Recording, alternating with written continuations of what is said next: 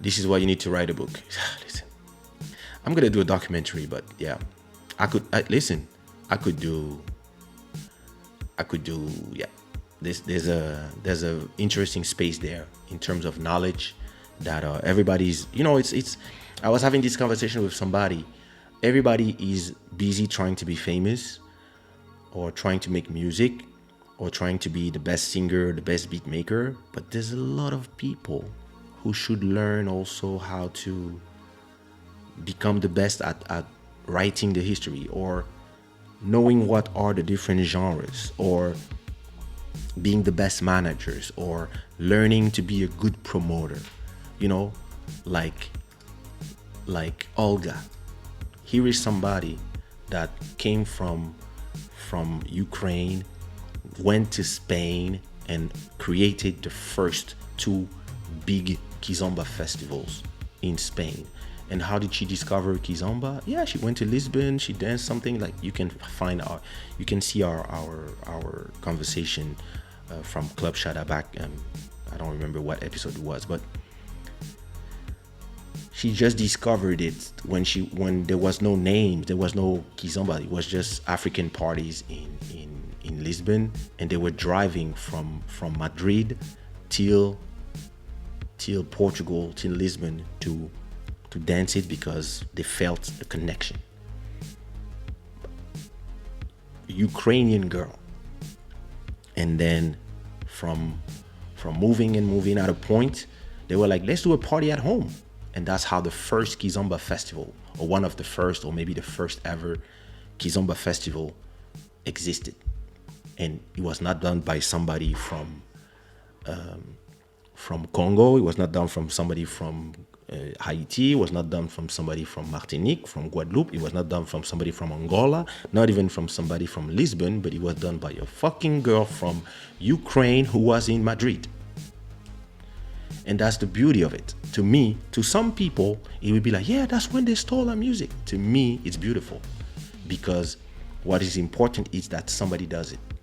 And when this happened, it created the huge market that exists now. And of course, they created it as a passion thing. They were not trying to do business.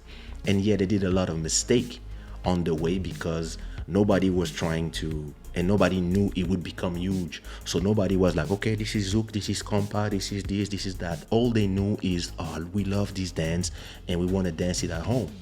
And that's how they started. Today, you realize where we are with so many genres that everybody say it's Kizomba. But actually, if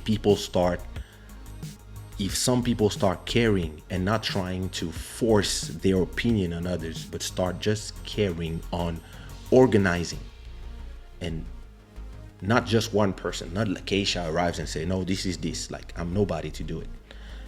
My voice is important, but there's a lot of other voices that are important. But if everybody that is important as a voice, stop saying that, oh, I'm important because I'm Angolan. No. Or I'm important because I come from Guadeloupe. No. We are all important because we are an ecosystem. The singers are nothing without the DJs. The DJs are nothing without the dancers. The dancers are nothing without the DJ. The dancers are nothing without the promoters who organize the parties or the events or the festivals. And the festivals are nothing without the clients, who are the dancers. The clubs are nothing without the DJs. The artists cannot perform without the clubs. So everybody is in the same boat. And my problem is when somebody comes and say, you're not part of the boat. Why? Why do, when I was in Brazil, I was performing, so it was crazy. They told me, oh, we have dancers for your show. So me, I was like, okay. You know, me when I used to do shows, so I would sing Zouk, Zouk R&B, Kizomba, whatever you want to call it. But my dancers would dance hip hop. Like all my shows, my dancers were dancing hip hop.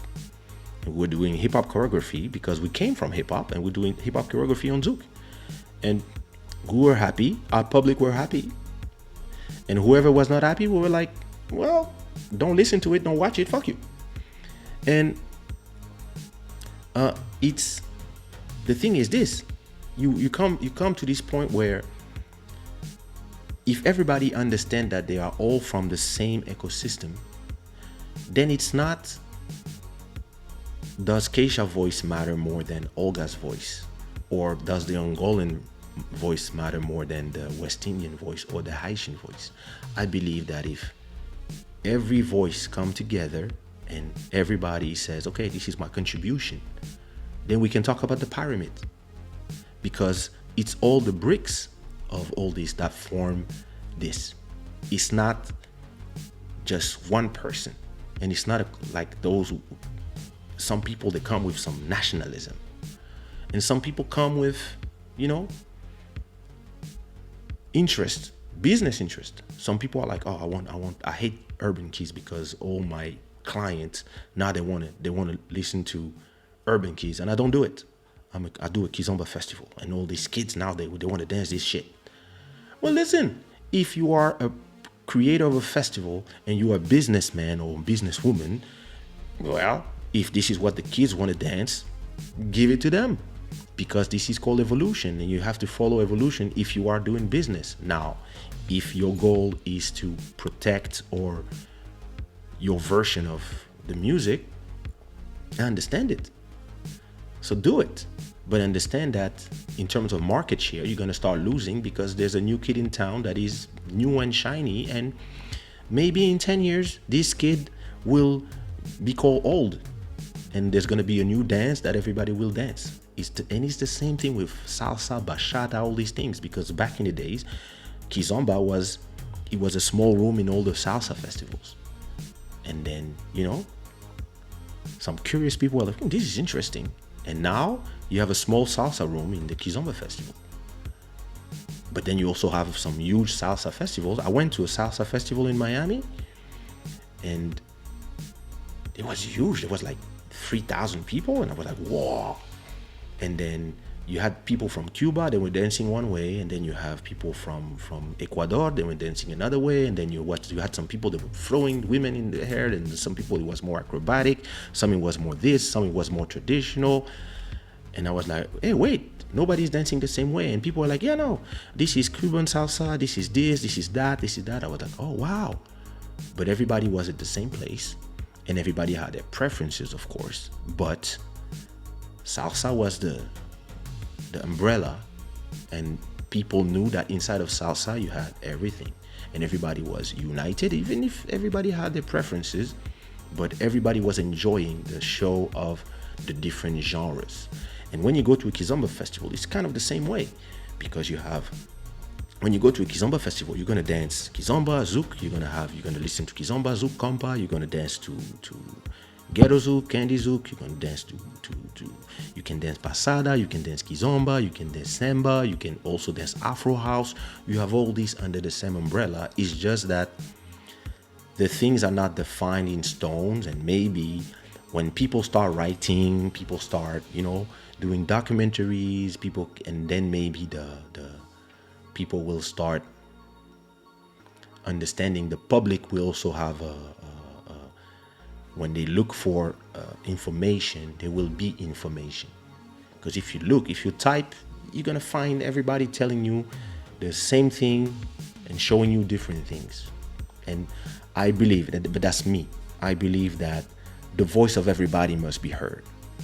One day a friend called me and he told me, yeah, okay, we have to do something. I was like, something about what? Yeah, we have to do something about all these Kizomba festivals. I was like, yeah, what you want to do? No, it's not normal. All these Kizomba festivals, it's not good. I was like, well, it's good to me because my music is being heard all around the world thanks to the festivals. He was like, no. All these festivals are done by white people. It's not normal. And me, I was like, yeah, but where were you when they were building the first festival? Where were you? Why you don't do your own festival? No. We have to go to all the festivals and tell them that now we have rules. Now you have to do this. Now you have to go ask for these. And he was an Angolan guy. And he was telling me, no, everybody has to, the thing has to be, Angolans have to say yes or no to what is, and I mean, I was like, but who are you guys? What about Mozambique and they don't have the word to say? And what about Zouk that you come from? And what about Compa that Zouk come from? Like, they don't have a word to say about the festivals and no, we have to come now. We have to take control and we have to have a board of director. We have to see, and they show me a whole book about all the festivals that were in the world and they want to control everything. And I was like, but who are you guys? Oh, we are Angolans, Capverdians. And I was like, who are you guys? What did you do? What is your, why would all these dancers listen to you? Because we are Angolans and Capverdians? I was like, you guys are stupid. Nobody cares where you come from. Like, to have respect is not about where you come from. Is people will respect you if for them you are a legend. People respect me because of the work I done. In the Kizomba world, in the Zouk world, and even in the Compa world, people respect me and know my name because of the 25 years of work that I put. And people know I'm not from the West Indies. I'm not from Angola. I'm not from Cape Verde. I'm not from Santo Tomé. I'm not from Mozambique. I'm from Congo. But still, I made enough number ones for enough people and I created enough in the space that people respect my voice. And when I say something, people stop and listen. Why? Because it's Kaysha. And they know who Kaysha is, what Kaysha represents. A lot of these people, the first time they dance those music, it was on my songs. That's why my voice is important. But your voice is not important because you come from Angola or from Cape Verde or from Santo Tomé or from whatever. Your voice is important because you mean something to the people. Olga's voice, sorry Olga, I'm using you as an example, but Olga's voice is more important than you because of what she has created and gave to the music for the last 12 years. And not only Olga and everybody else who created those festivals. Their voice is important, whether you come from Ukraine, the Gold Music Festival, or from Budapest, Kizmi Festival. If you come from France, if a swimming splash festival, I forgot the name, or if you're in China, your voice is important when you do something and you prove your success. And all these people, all this time, all they do is complain. Oh, look, they are taking our stuff. Do something. Oh, look, Mais Kizomba. Why is a white guy having the biggest Kizomba channel? Because he did a channel. Did you do a channel? No. So shut up. Or do one now. Oh, it's too late. His channel is too big. No, it's never too late. Do something, propose something, and let's see what happens. Propose something meaningful so that the people will follow you. And I think a lot of people have no idea what leadership is. This is the problem. A lot of these people are not leaders. They just want to come when the food is done and they want to eat. I don't agree with that. It's the same way for me when an artist sends me a message on Instagram or Facebook and tells me, okay, I want to work with you, whatever, or I want to do a track with you, and I don't know them from nowhere. And I say, yeah, I mean, I don't know your music, or hey, when you have a little bit of, or if I have time, or when you have a little, build your name, or learn to sing a little bit better, and maybe we can do something in the future. And they tell me, yeah, but I'm Congolese.